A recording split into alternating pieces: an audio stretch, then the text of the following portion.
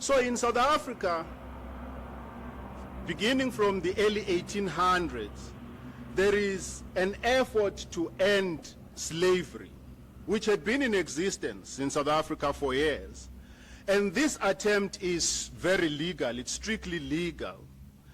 And this attempt would manifest in several legislative pieces, but there were two of these that were very important. And it is these two legislative pieces that finally brought slavery to an end in South Africa. The first of these was what was called Ordinance number 50 of 1828. The second of these legislative pieces was called the Abolition Act of 1833, passed by the British Parliament. Now, what was the significance of these two legislative pieces? And I want to focus largely on the second one, which was the Abolition Act of 1833, because it actually led to an effective end, quote and unquote, of legislated slavery or legal slavery in South Africa, because it was very explicit in saying that on the 1st of December the following year, 1834, all slaves had to be freed. So slavery in South Africa legally ends as a result of the Abolition Act of 1833, as I've said, passed by the British Parliament. And this act was to be applicable to all British colonies. So it was not specific just to South Africa, but Britain passing this act said that slavery in all its colonies was to end. And so it was the same thing in the Caribbean and all other, British colonies. As a result of this act, slavery came to an end. And as I've said, as a result of this act, well, I hadn't said this, but as a result of this act in South Africa, an upward of 38,000 slaves were to be free as from the 1st of December 1834. This is a very conservative number of slaves, at the time in South Africa. But if you were to look at the records, as I've tried to do, the number would most likely be 10 times that. But it says, the record says that an upward of 38,000 slaves were freed as a result of this act as from the 1st of December 1834. And as I've said, this act by the British Parliament provided for the end of slavery in all former British colonies. But it also said something more than just the freeing of slaves on the 1st of December 1834. This very act by the British Parliament provided a sum of 20 million pounds to be paid to the slave owners in 19 British colonies that were to be affected by this law. So there is 20 million pounds in 1838. You can, of course, if you're an economist, look at the real value of that today. If we are talking 28 million in 1838, for 19 British colonies that were to be affected. So South Africa was part of the 19 British colonies that were to be, or were to benefit from the payment of former slave owners as a result, as the legislation said, as a result of their loss to property occasioned by the law. So South Africa was to benefit from that sum, or rather South Africa was allocated from that sum of 20 million pounds, eventually ended with 1.2 million pounds, amounting in real terms to 34 pounds per slave. So if you lost a slave as a slave owner in South Africa, eventually that came down to 34 pounds per slave. Of course, I do have to tell you that the initial calculation that had been done as to the amount that needed to be paid, the initial amount had been pegged at 73 pounds per slave. So the 34 pounds that would eventually be paid was far less than what had initially been calculated to be the exact amount of loss that, the slave owners would have incurred. What, of course, I do not have to tell you was that it is not the enslaved that were to be compensated here, but those that enslaved others. To be explicit, who was to be compensated here was not those who had suffered the wrath of slavery, but it was those who had enslaved other people. Those were the people who were to be compensated. That's fairly obvious enough. And so the British Parliament had said and decided that the people who were really at a loss as a result of slavery were not the enslavers, but were rather not the enslaved, but the enslavers. And that was the law. And perhaps this is where I agree partly or implicitly with, Umkabateli about the law. Because this was the law. It said the person at a loss is not the one who's been robbed of his or her humanity. The person at a loss is the one who has robbed the other of his or her humanity. And so this is the one that we must compensate, not the one who's been robbed of his or her humanity. And this was to be the law. But it was not just to be the law. Indeed, as we are going to see in a moment, compensation was paid to the slaveholders in South Africa. So let us continue in following the life of this law. As I've said, the initial calculation was 73 pounds per slave, but eventually what South Africa got, alongside the other 18 British colonies was 34 pounds per slave. Now, this compensation, this is where my point is, my first point of reflection is, it's not about this narrative that you can find in the records. There's nothing I've added to this, it's in the records. My interest is in the wider significance or impact of this act of compensation, because I want to suggest to you that the compensation had a wider significance and impact rather than just paying reparations to slave owners. In fact, the act called it reparations. So the name reparations is not my imposition, it was the act itself that called that reparations. So the compensation had a wider significance and impact rather than just paying reparations to the slave owners. But before I tell you of this wider significance, I do want to enlighten you a bit about how pervasive slavery was in South Africa at the time. Because the 38,000, number is basically an underestimation. I do want to tell you how pervasive slavery was in South Africa at the time, particularly in the Cape Colony where it was most prevalent. And the Cape Colony, of course, was a British, colony. So maybe what we inherited from the British was not just its Westminster culture of constitutionalism, but also it was, the practice, the theory and practice of slavery. How, the practice of slavery actually, or to put this more explicitly, to enslave someone required a crafting of everyday relations between the slave master and the slave, other than what was provided for in law. The law on its own was not enough, and so every day in slave plantations and in in places where slaves existed, every day the master basically had to recreate the rules or the informal rules of the relations, between the slave and the master. And these rules were often not written. So my point is about the prevalence of slavery in the British colony is to suggest that there is perhaps a culture of slavery or enslaving that remains to be studied in the study of British colonialism rather than the study of colonialism in the Americas, particularly in America, as we seem to do in thinking that America, the United States of America, is the epitome of, how the blacks were enslaved. But we'll get to that point. So the point I want to enlighten you about is how prevalent slavery was, you know, in South Africa at the time in 1834, particularly in the Cape Colony, which was a British colony.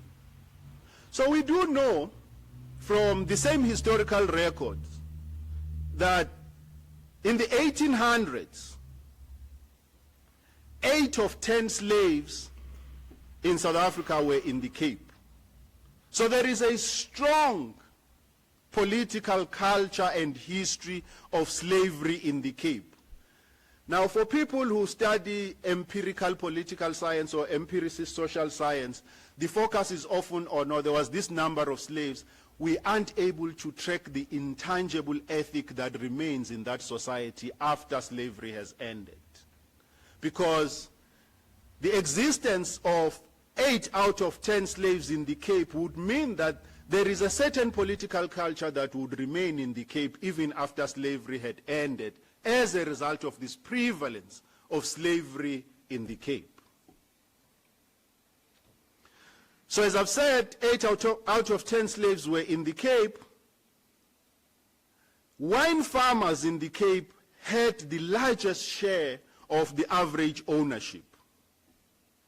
Averagely, wine farmers owned 16 slaves each, whereas other slave owners averagely throughout the colony would have something like 5.6, you know, per slave owner. So it must mean that there is a culture that is closely associated with wine farming that is steeped in the culture of slavery, because it was the wine farms that had, if you compare the averages, 16 compared to 5.6 in all the other sectors of the colonial economy. So, with those two, let us return then to the wider significance or impact of the reparations paid to the slave owners. So all of the claims, by the claims we mean simply that you had a slave owner who had 100 slaves and therefore could submit a claim that I had 100 slaves and then I needed to be compensated. But it was not 34 by 100 slaves, it was 34 by 100 plus the mortgage on the slaves. Plus the mortgage on the slaves. So basically, with a small number of slaves, you basically would become rich once you were able, of course, to make a claim as a slave owner, and you could submit, you know, those claims. So from here henceforth, by claims, I mean simply that 34 pounds, you know, times the number of slaves plus mortgage, you know, on the slaves. And you had farmers who had mortgage up to 400,000 pounds in 1834. So when you talk about, so that when the point is not lost, when you talk about historical wealth of white people, or what do you call it, what's the more fashionable word people use? That's where it comes from.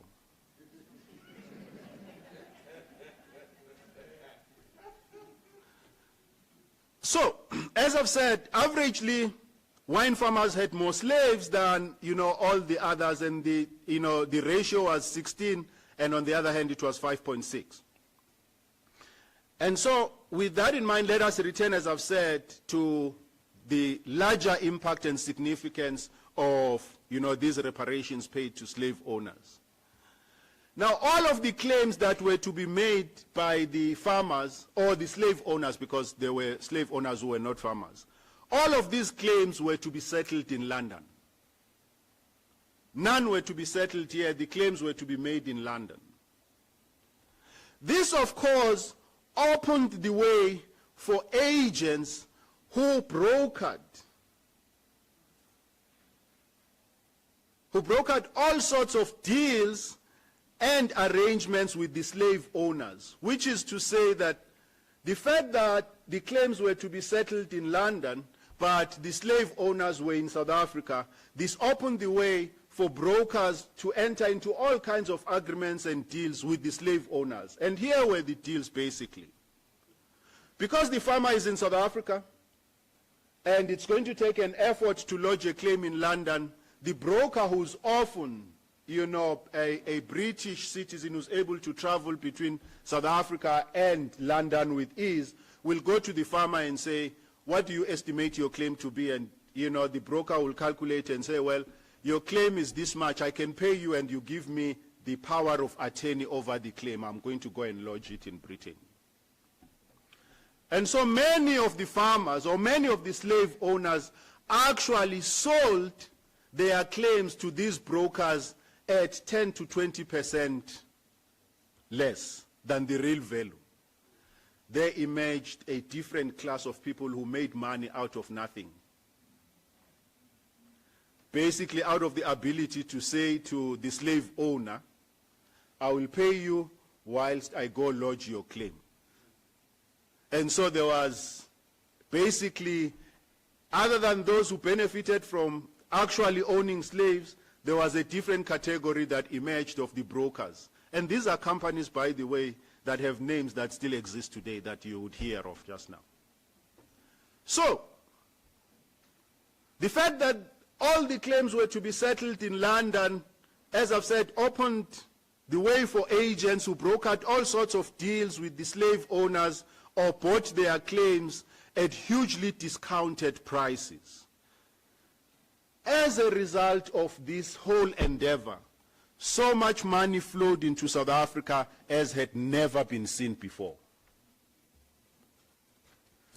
As a result of slavery, so much money flowed into South Africa as had never been seen before when these settlements were eventually paid. Here is the impact, and here is, I think, what I want to contribute to, to the argument about the need for the study of slavery, colonialism in South Africa. It is that the impact of that capital injection on the economy would only be comparable to the discovery of gold and diamonds. There was never such a capital injection with so much fundamental impact on the economy of this country other than slavery and the discovery of gold and diamond combined. Now, it's not in equal measure as to how much the other brought, but it's in the nature of the impact that, this brought. Of course, gold and diamond brought more money compared in real terms with slavery, but in terms of triggering, what economists call, the trickle down, or what they call, the reverse effects, it was the same impact. So the amount of money that flowed into South Africa, the capital injection that flowed into the South African economy as a result of these reparations was only comparable in impact to the discovery of gold and diamonds combined. Now let me try and illustrate what I mean. So because of this capital injection, there was a need for banking houses to hold this money. In South Africa comes out precisely out of the need to hold this excess liquidity in the economy. So that's what I mean when I say the impact was because as a result of this flow of capital into South Africa, there was a need, a felt need for commercial banks that would be able to manage these transactions. It was not just managing the money that had come in, but also you needed to be able to manage the movement of money between here and London, and so you needed commercial banks that would be able to do that. So my way of illustrating this impact is to say that because of this capital injection, the first private commercial bank in the colony was established in 1837, barely a few years after 1834. 1837, the first commercial bank.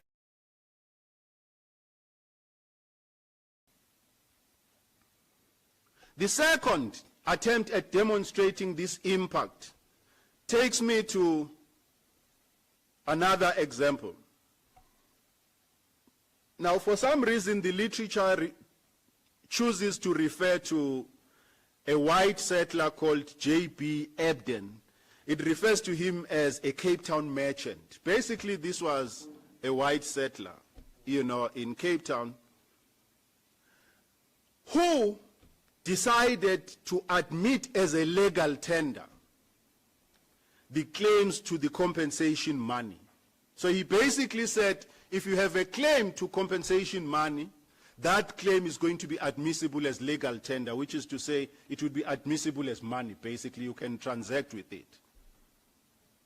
But, he said, you can only transact in one respect, which is, Ebden had a son who lived in Australia, and they had started a business of importing merino ships into South Africa. And so J.B. Ebden said, well, you can use your claim to buy these merino ships that I sell. And so there is, in 1835, an auction in Cape Town of these Australian merino ships. The Australian merino ships that Ebden is conducting, and he admits, these claims as legal tender.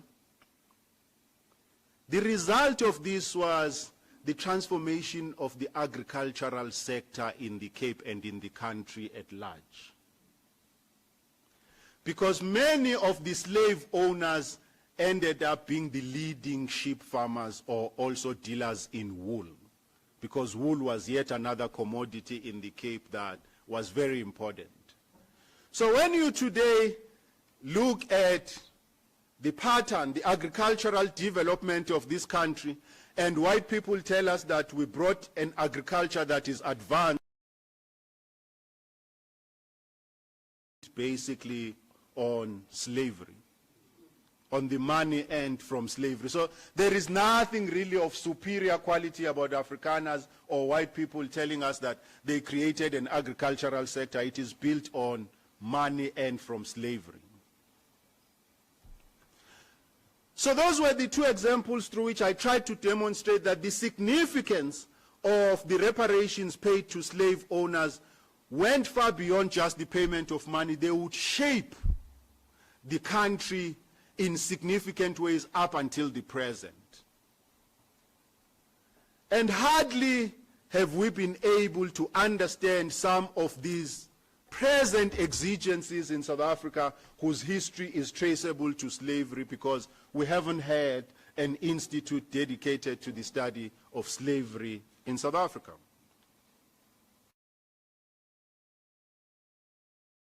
Is lost to us.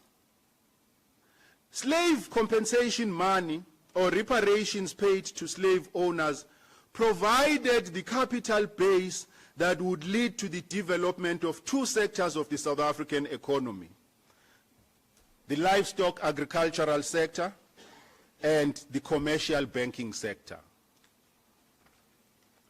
It was slavery that enabled or that provided the seed money, so to say, to use today's language, that provided the seed money for the development of those two sectors of the South African economy. So why is all of this necessary to recount?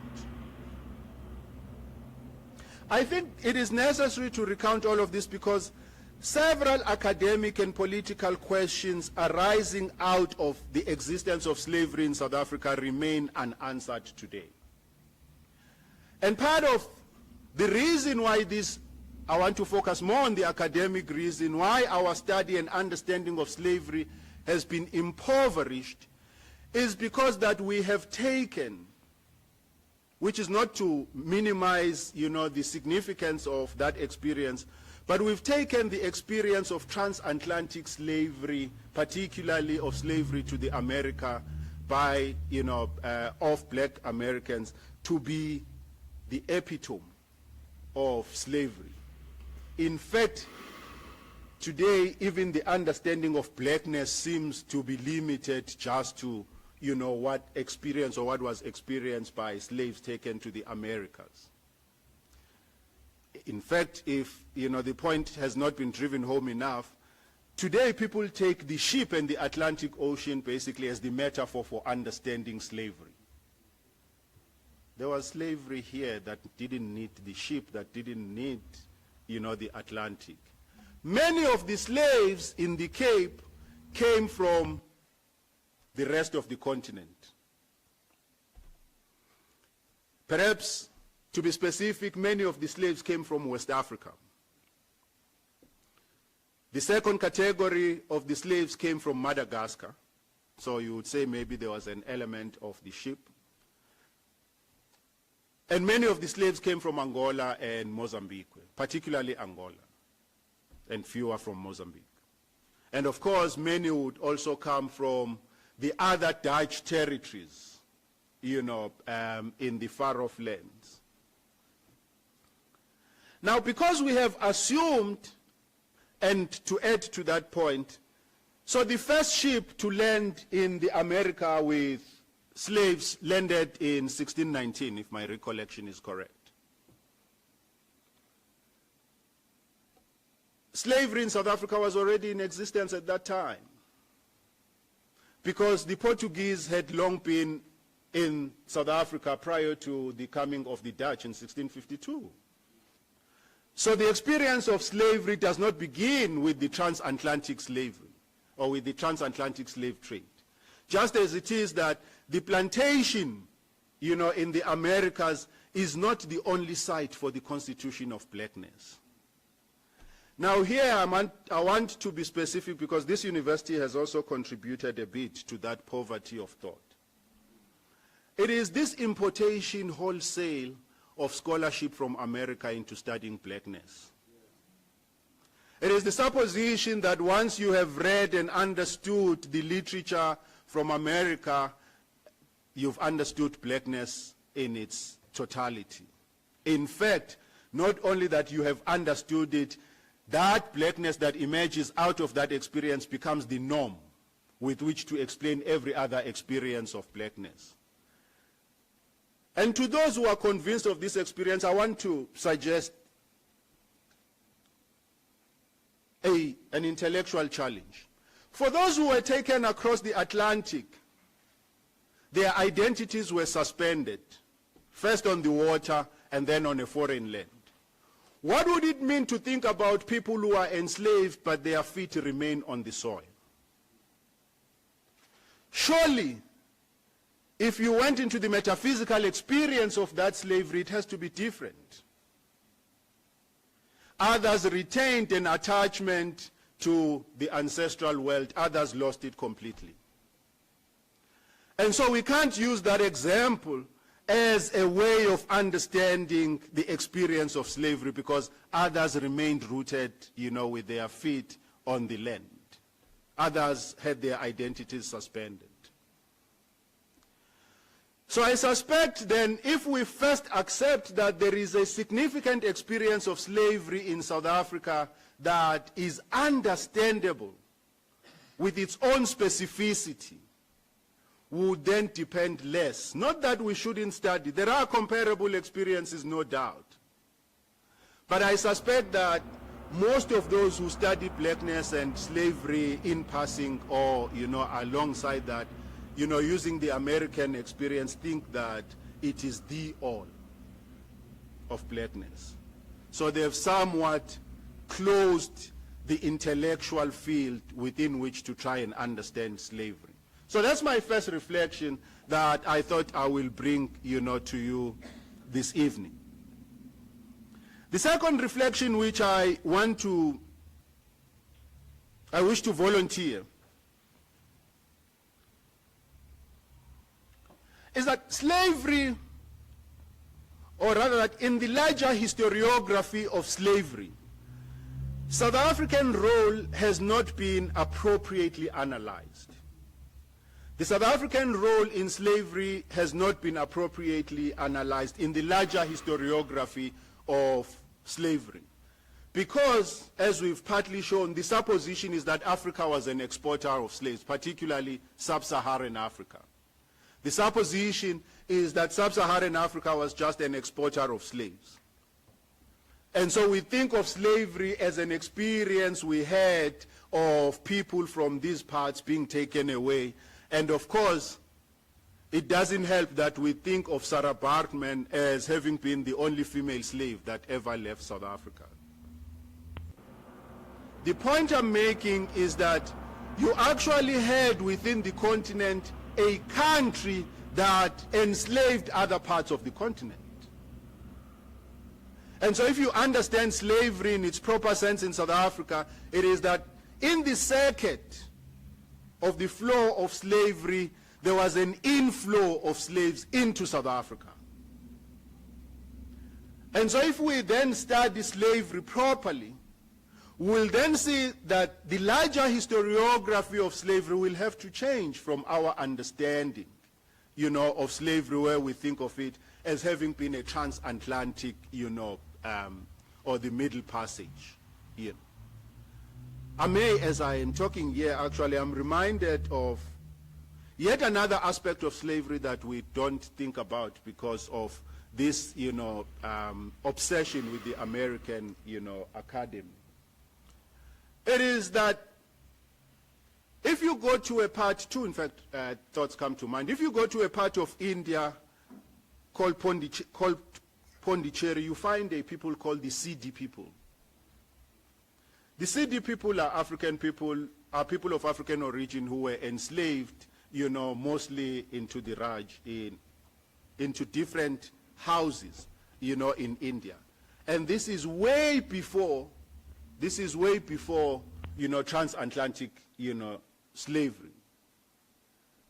Until today, the Sidi people in India are considered to be African and they are discriminated against. In fact, they are worse than, people of the lower caste in India.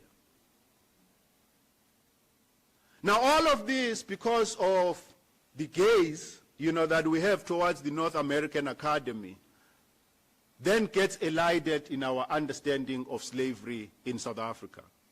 But the other point that came to mind as I was talking about this is the fact that those of us who studied history, before you did,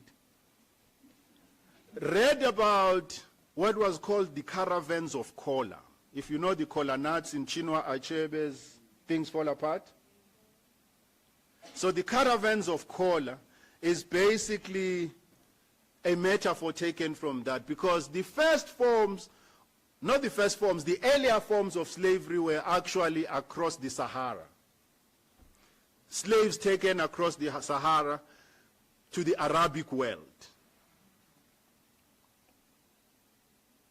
So it's called the caravans of Kola because the first thing that excited the Arabic people was kola nut, because it is a stimulant. So they came looking for the stimulant in other places. They chew different kind of, stick, but basically it's a stimulant. And they came in search of kola, and in the search of kola, discovered the slaves, the infidels. And so, much earlier than transatlantic slave trade, there were caravans of kola to the Arabic world. And often when I try to demonstrate this point to my students, who look at me disbelieving but unable to say I'm not correct, I say to them, you must look at the Saudi Arabian football team. Half the team is black. These are not recent immigrants into Saudi Arabia. These are generations from that carryover of early slavery. So that's proof, that kind of slavery existed. But all of this I'm saying in order to drive a point home, which is that because of our fixation with the American experience of slavery or with the transatlantic, slavery, we have missed important aspects in the historiography of slavery, particularly aspects that pertain to South African slavery.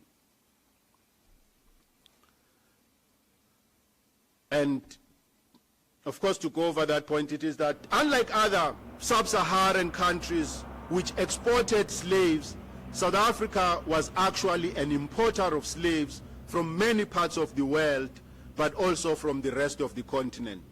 West Africa, Madagascar, Angola, and Mozambique. But also, an elaborate system of slavery existed in South Africa, complete with its own laws, prescripts, and ethics. Because the relations of the slave to the master, or the relations of the master to the slaves, are not only governed by legal prescripts. There is something more that you need in the everyday, because when the mistress meets, a slave, the mistress isn't going to go back into, the law says you must not look me in the eye. This is everyday behavior that is established in the relations between the slave and the master. And so it means that wherever slavery existed, a certain social ethic develops. And that ethic does not end with the end of slavery. That ethic continues to subsist way after slavery itself has ended. I think that hardly have we even begun to think or ask the question, what could be the enduring effects of slavery properly understood in South Africa that far outlive the time and space of its occurrence?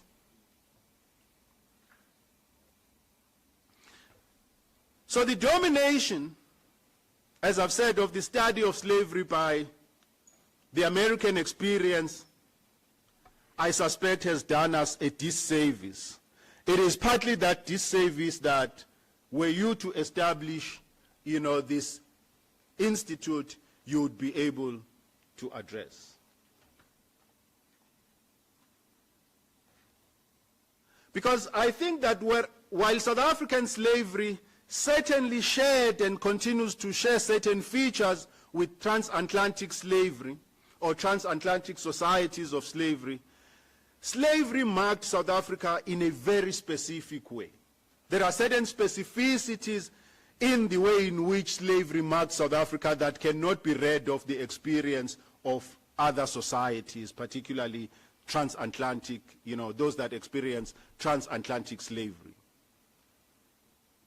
Let me try and demonstrate what I think are these specificities or particularities of slavery in South Africa, or the way in which slavery marked the South African society distinctly from the other experiences of slavery. We know that the plantation, basically in America, was the laboratory where the meaning of slavery was threshed out and finally, come to a complete, coherent set of ideas. Now, there were a few things that happened in the plantation that we know. It is that a distinction of gender did not exist in the plantation. Whether you were a male slave or a female slave, it didn't matter. You did exactly the same tasks. The other thing we know about the plantation as basically a laboratory or a field site is that the plantation or transatlantic slave experience abolished not only gender identities, it also abolished ethnic identities. One of the things that transatlantic slavery cautiously did was to ensure that people of African origin lost their ethnic identities. The language was not permitted. Their cultural practices were not permitted. The act of not selling members of the same family to the same plantation was deliberately to separate them so that there is no lineage or there is no attempt to trace a lineage amongst them. And so over time, or more specifically, at the end of slavery in the transatlantic world, there was not a single group or category of slaves that could recreate their ethnic identity. The best they could do was to claim to be of African origin. Because they had lost the language, they had lost the culture, and lost everything that was not permitted in the plantation. Now, I want to suggest to you that South African slavery was different in that regard, because whereas transatlantic slavery basically sought to erase ethnic identities and cultural particularities, South African slavery actually emphasized and engendered those ethnic distinctions. How? And for that, I'm going to read to you, evidence from the historical record on how the slavery in the Cape actually engendered ethnic, and cultural identities in contradistinction to transatlantic, slavery. And here I quote from a historical text by a historian called Timothy Keegan. Here is what Timothy Keegan says, and I quote, "Stereotyping by origin was also evident in manumissions." Hear that? Stereotyping by origin was also evident in manumissions. Of foreign-born slaves manumitted, those of Asian origin greatly outnumbered those of African or Madagascan origin. Although their respective proportions of the populations were not dissimilar. It was regarded as natural for slaves of Madagascan or African origin to work in the field, while the skilled artisan and service worker slaves in Cape Town, who were more likely to win their freedom, were largely of Asian origin. Local-born slaves, and particularly part European slaves, came to be specifically favored for manumission. So you can see that there is basically a system of identities that exists in the Cape, but this system of identities is not just idle. It was in the interest of slaves to maintain these identities because there were some who were preferred or treated preferentially because of their identities. So if you were a locally born slave, particularly part European, you knew that it was in your interest to maintain your identity because you were favorably treated when it came to manumission. Now, this was one way in which ethnic identities and other identities in South Africa come to be engendered. A system that ensures that there is a reward in actually maintaining identities, even when these identities are as dubious as anything, because you can see how dubious these identities are. Slaves who were from African or Madagascan origin, but of course, people held on to these distinctions. They would identify themselves as Madagascan and others would identify as Africans because they were specific, or there was treatment fit for people, of these different identities. And so there was a benefit in maintaining these identities. The point in all of this is that whereas slavery in the transatlantic world erased particularities, including gender particularities, slavery in South Africa actually engendered those particularities. And this is how identities in South Africa would continue, to be salient until today. The third reflection, and I will go to the last and shut up. The third is that, again, it requires me to tell you a bit of, a narrativized academic information. So I'm sure many of you here would have read or heard of a novel by Toni Morrison titled Beloved. Now, the novel by Toni Morrison, Beloved, is basically a novel about the main character, I think, is Sete, who decides, he's a slave, who decides to kill the daughter because she didn't want, her children to become slaves. Of course, it is because in the American experience, children born of slaves at the age of 12 became the property of the slave owner. So, Sete decides to kill her daughter because she didn't want to, she didn't want her daughter, or all her children, I think she had 3, but she was restrained before she could get to the other, children. So that's Beloved. But Beloved is actually a recreation of an experience by a slave called Margaret Garner. Margaret Garner had decided, together with her husband and her mother, the grandmother to the children, they had decided to escape slavery. Of course, the slave catchers, as they were called, came after them, and as they were closing in on them in the house where they were hiding, Margaret Garner, in the presence of her mother, decided to seize off the first child, killed her, and took hold of the second child, and was in the process of killing the second child when the slave catchers happened on the house. Now, court records tell us that the grandmother to the children, or the mother to Margaret Garner, had to testify in court, and when she was asked, why did she sit there?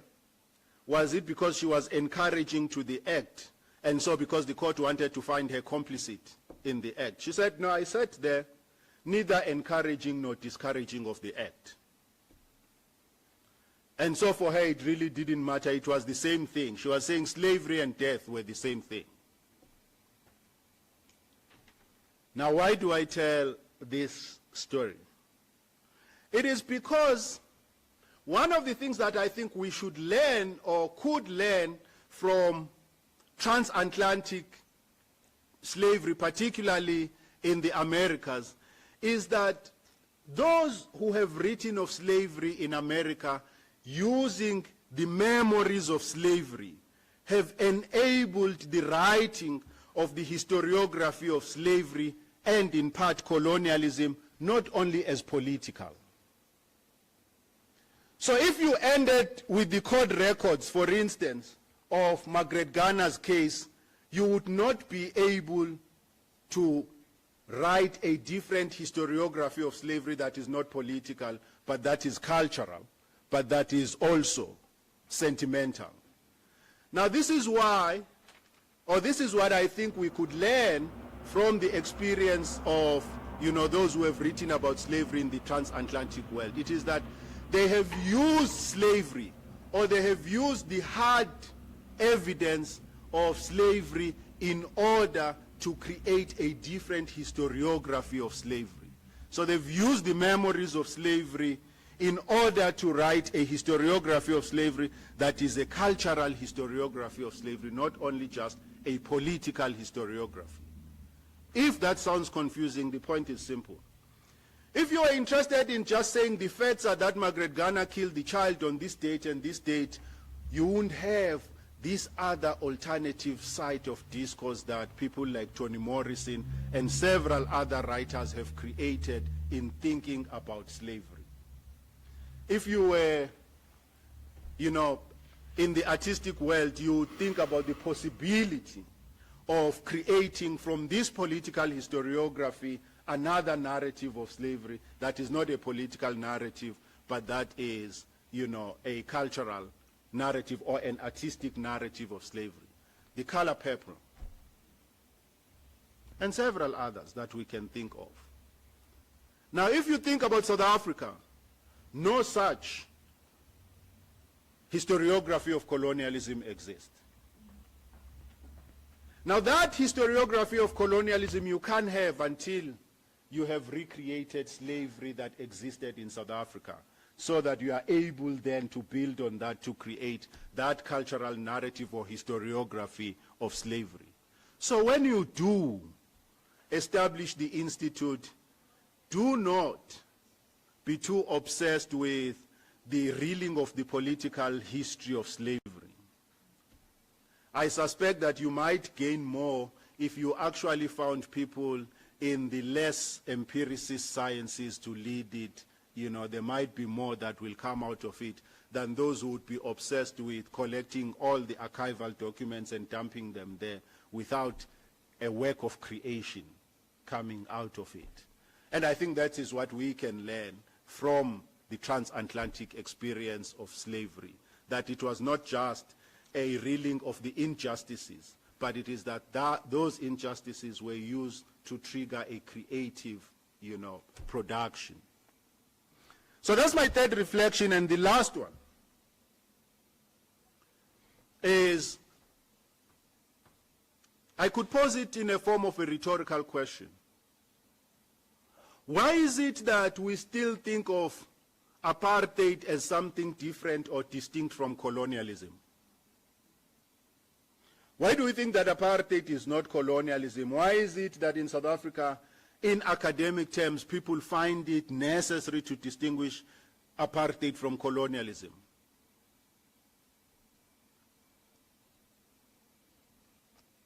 Because the history of colonialism in South Africa is yet to be written from the perspective of the black colonized, it is for that reason that we still rely on categories and concepts that were given to us by the same white settler colonizers. Now, partly, Ndumiso referred to, how the creation of apartheid was just an attempt to dump the responsibility for it on the Afrikaners. I think it was more than that. All white scholars in South Africa are agreed that, let me try and do this differently. If you were to ask yourself again, when did South Africa become independent?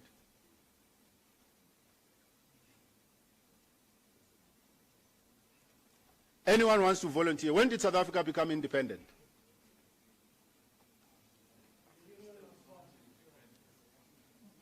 So other people will say 1910. Other people will say 1961. Other people, I think even fewer, will say 1994. You know what's the reason for that confusion? It is because if you control the categories with which you think about history, you are then able to leave a people even uncertain when they became independent. 27th of April is not Freedom Day, it's Independence Day.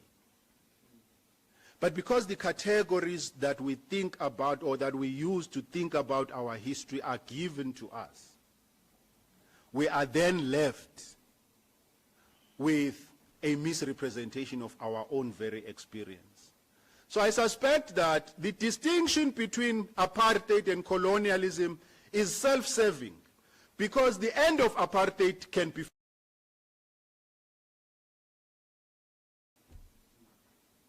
so if South Africa up until 1993 was a colonial society, logically what should have followed is independence. It couldn't be freedom. But because you call it apartheid, then it becomes possible